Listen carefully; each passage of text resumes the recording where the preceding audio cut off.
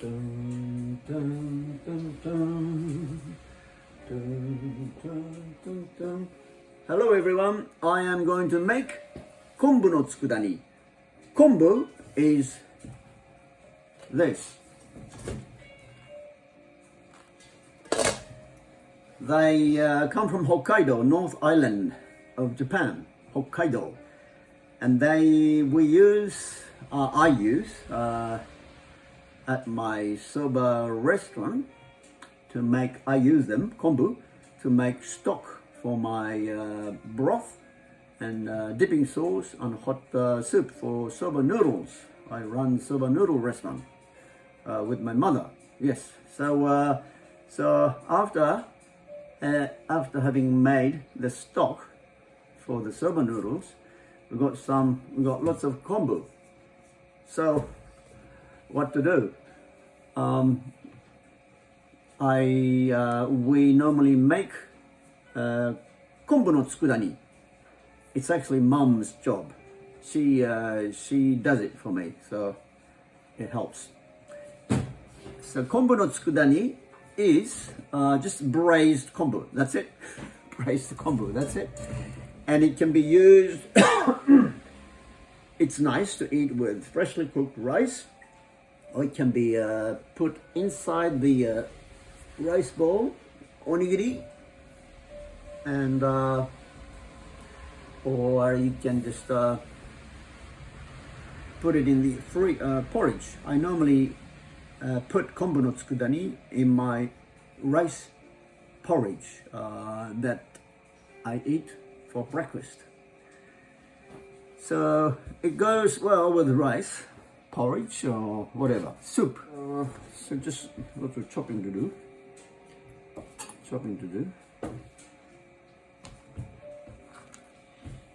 Kombu are quite slippery, so I better do it one by one. Just cut it into a small square kind of size. So you can put it in your rice bowl.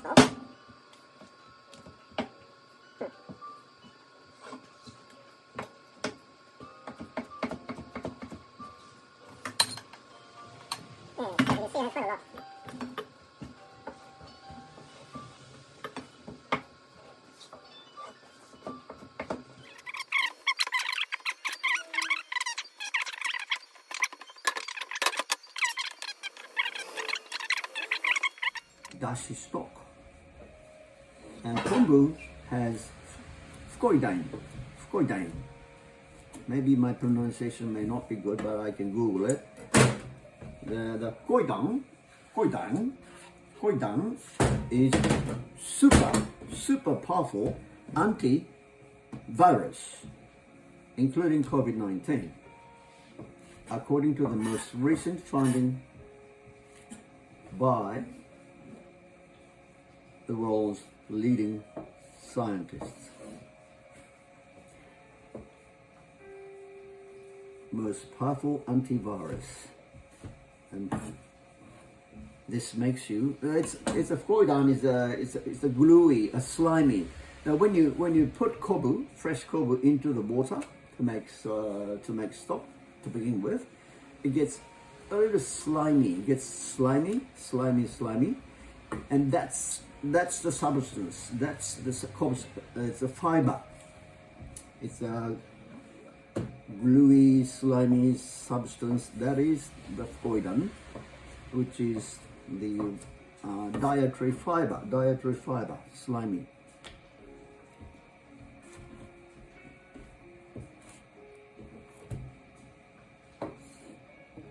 So the scientists in the world have been wondering why the death by the COVID-19 in Japan is amazingly low. So far today, November, according to this morning newspaper, is 18,342. So it's a lot less than European countries, especially.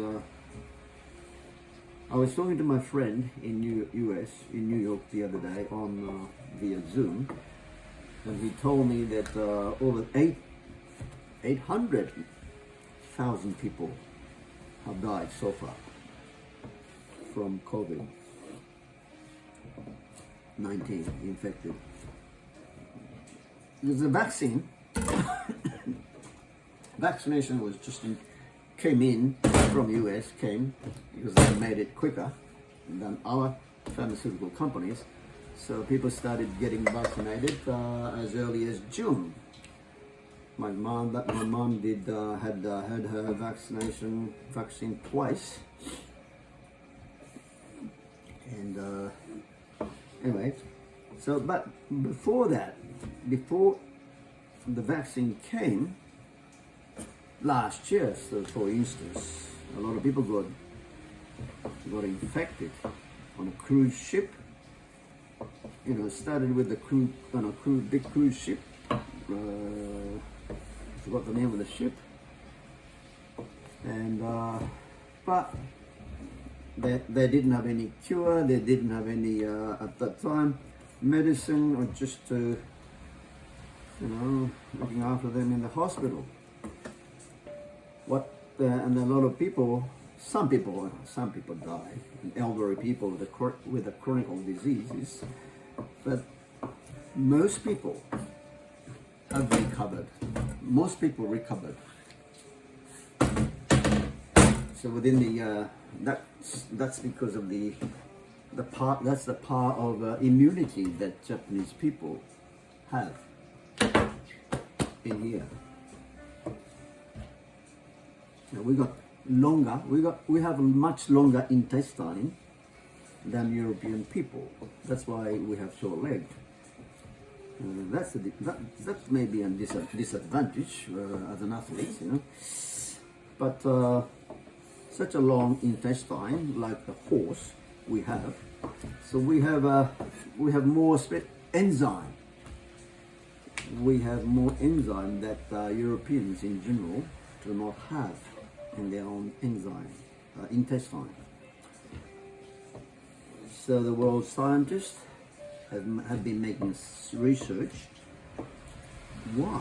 What is it that Japanese do not easily die from COVID? So their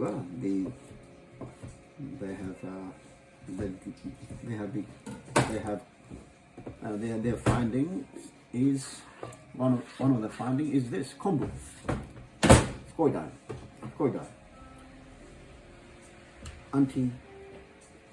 antivirus, strengthens the slimy substance in kombu, and not just kombu and other seafood like wakame and hijiki. You name it. We eat many different kinds of seaweed, and we have been doing that over hundreds of years, or maybe over thousands of years, since the Stone Age, I guess. For those who used to live by the sea would collect these and eat it. So we have good enzyme as well as having eaten these seaweed.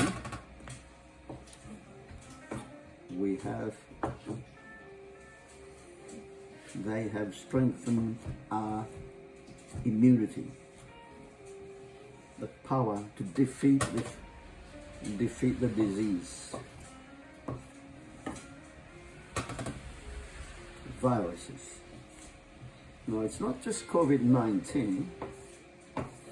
We need to protect the cells from, not just a normal flu, or when you cut, if you're fit and healthy, with the also good enzyme, and your immunity is strong enough, and you can fix even the cuts much faster. I find it, I find that, I'm just telling you, I find that I normally don't cut these days, cut my fingers, but with the cooking knife. But sometimes when I try to tear the cling film, so this cling film, it has very sharp edge, metal. So when I was in a super hurry and I did it, and I just cut my finger once in 10 years. That's how I normally cut. So I'll be very careful when I tear these days. So, but it bleeds. I know, of course, I bleed like anyone else. No. But it stops. I think it's hard to compare with other people, but it stops quite fast. I was quite amazed because I just cut and I put the clean paper and just press it like a shiatsu, press it and put it above my heart like this. That's how I should stop. That's the way to stop bleeding quicker. That's my parents taught me when I was a kid. I used to cut a lot. I used to cut more often. My fingers, opening, just push it, press it, just keep above your heart, or just go like this. Surrender. Press where you cut, press, surrender, and within a couple of minutes, or depending on how deep you cut it, of course. But these days I don't cut very deep, just shallow, just a scratch. So it really I can stop the blood coming out quite fast. I was quite amazed. And then just tie around, just wrap up with the band-aid. But that's it. And when I go to bed and after bath, shower, I take the band-aid off and put the antibacterial paste I have made in Germany. And then I don't wrap up the cut where I cut with the band-aid. No, I don't, because it already stopped. It had already stopped. So I just clean it and just sleep. It airs well. You don't want to. I don't want to keep the band-aid when I go to sleep. The skin airs. Skin needs to breathe. Skin also needs to breathe. Just as we exhale and inhale, the skin does that too. So that's my way to really fix the cuts. Of course, by this. Yes. But when you cut with these, like a saw, it takes a little longer because it's a bit rough. But whereas if you cut with a very sharp knife, it just seals faster. From my own experience, I think it's true. Faster, it seals the meat. Just anyway. Whilst I was talking, how to fix, how to treat cuts by these sharp edged cling film, what we call it, saran wrap, cling film, or whatever you call it in your own country. So bits and pieces, just a bit I trimmed. I put it in my miso soup or spinach soup, or I can put it in the nabe hot pot cooking. It'll be nice and soft. Have to cook a little longer though. Okay, it's all cut now. So don't worry, everyone. I will edit this. Okay. So just put it next stage. I will all cut. Just put it in here in a large. We have about a kilo, I guess. And then water. then put water in to cover, and we will cook. We'll just cook and just cook with the just cook until the kombu is soft. Use gas all chopped up. So just cook until it's nice and soft. Then I will add sugar, caster sugar. It's a very fine sugar. I think it's called caster sugar. Very fine sugar. It's a bit lumpy because of this rain. It's not that humid like the rainy season. See, this one is very damp. See, sugar. So I will, when the kombu is soft, I will put that, and then cook a little while, and then put soy sauce, kikoma, all purpose. That's it. So simple. It's a simple cooking with the leftover used kombu to make use of used kombu that you have used to make stock for your cooking, for your beautiful Japanese cooking. Yes. And that's it. Oh, I think I will just stop and I'll come back to you later. Hello again. The kombu is cooking with what I call drop-in lid, otoshibuta in Japanese. What it does is there's a room, so it's not completely covered, sealed. It just there's room, an inch room around. So it just keeps, as you can see, evaporating the water, constantly losing. So it's what I want to do is braised kombu. You want to cook it. I want to cook it until the liquid is almost gone, right? So this is food preserved. This is one way to preserve kombu with sugar and soy sauce, seasoned. Yeah. So you want to get rid of the water. So, and also, as the water becomes less and less, see, you can see the kombu, right? It's not in the water, but when you put it there, it cooks. Around here, it cooks because it's like a steaming there. It's down there, it's steaming. The steaming is over 100 degrees Celsius, right? Like these. So you need to be careful. So just cook until you want to know how long are you going to cook it. Kombu, it's been boiling. It's been cooking for 10 minutes now, and I just picked one and ate it. It's still quite firm, so it's going to take a while. So it depends. Kombu has.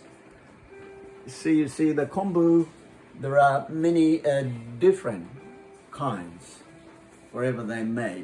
Which island, Rishiri, Laos. This is the place. Hidaka. So there are many different areas of Hokkaido they grow, and some of them are natural, some of them are farmed. I think most of them are farmed. I could be wrong. Anyway, so but in the natural, in the ocean, so it's a farm like any. Anyway, so it is different. It's thick, some are thin. So I really can't tell how long you need to cook. Just cook until soft. That's it. Probably this one might take another 10-15 minutes on medium. I'm cooking in medium now. Yep. So just cook. So I've got time. So what I'm doing here, whilst kombu is cooked and soft, I got time, so I don't want to waste my time on my day off. So when this is all done, I can do whatever I want to do on my day off. Edit YouTube videos. Finish writing my book. Almost there. I've been working on this book. My first cookbook ever to be published. My friend, my very good friend, Wendy, and I have been working on this. Wendy is an editor. My English is limited, as you can see. So now, I don't want to waste my time whilst this is cooking, the kombu is cooking. Just with a very low, it's not low, low heat, too low, turn that off, low, very low. Just with the spatula, with the ladle with holes, just rub it gently, rub it off the inner skin. So these are the hundreds of ginkgo nuts I have, my friend and I peeled. And the other one, I'm doing it quickly, but I'm I'm trying not to squeeze them, or squash them. Just rubbing it gently.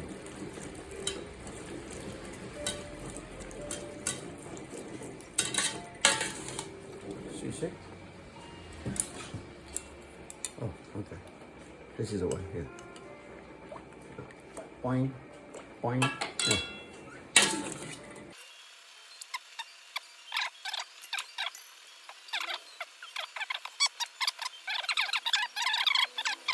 Still chewy. Yeah, the kombu is very, very fibery and strong. Still chewy. Cooking 20 minutes now. Been cooking for over 20 minutes.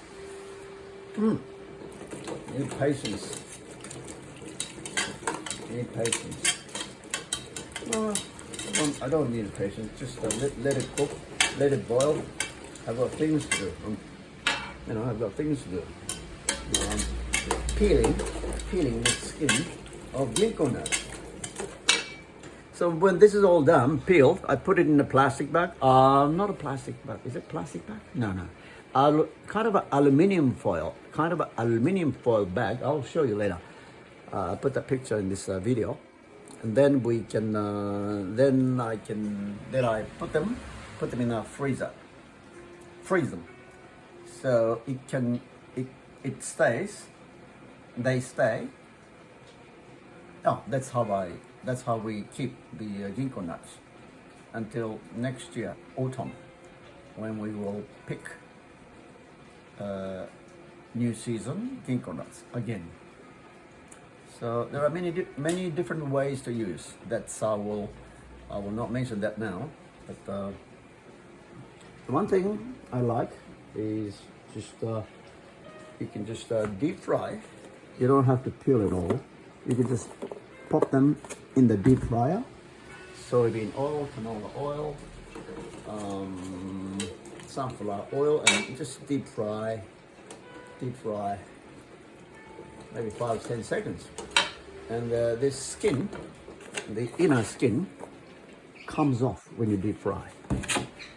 And just scoop and discard the inner skin, and then you get this beautiful jade-colored. It's like they look like jade. These are yellow. These are yellow because they were ripe. They're quite ripe, fallen ones. That when you harvest the ginkgo nuts in September, a bit earlier when the fruit is still strong. When you harvest them, only the professionals do. You have to go up, or maybe you have to bust the tree and get them. You get the very beautiful color, jade. It's almost, they look like jade, especially when you deep fry them. So colorful. So yeah. But whereas we pick these, it's ripe ones, fallen on the ground. They are yellow. That's the difference in color. So depending on when you harvest. You know, it's like anything. This is soft enough. I'll season with sugar.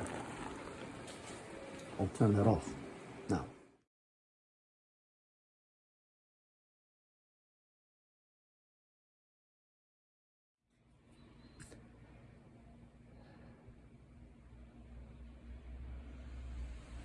I'm about to have Japanese congee with sweet potato and kimchi, and also konbu no tsukudani. Konbu no tsukudani that I made yesterday from kombu, water, and sugar and sake. Sugar and soy sauce, on also the Japanese pepper, sansho. Sansho, see. We picked, yes, earlier this, in May, the sansho, fresh green sansho pepper, Japanese pepper, we can pick in May, early summer. So so with just congee is boring. So I put this tastier. Yeah, it's got soy sauce, sugar. Might as well put it all in. So that'll be tastier, much tastier with the kombu no tsukudani. Itadakimasu. Bon appetit. And thank you very much for watching.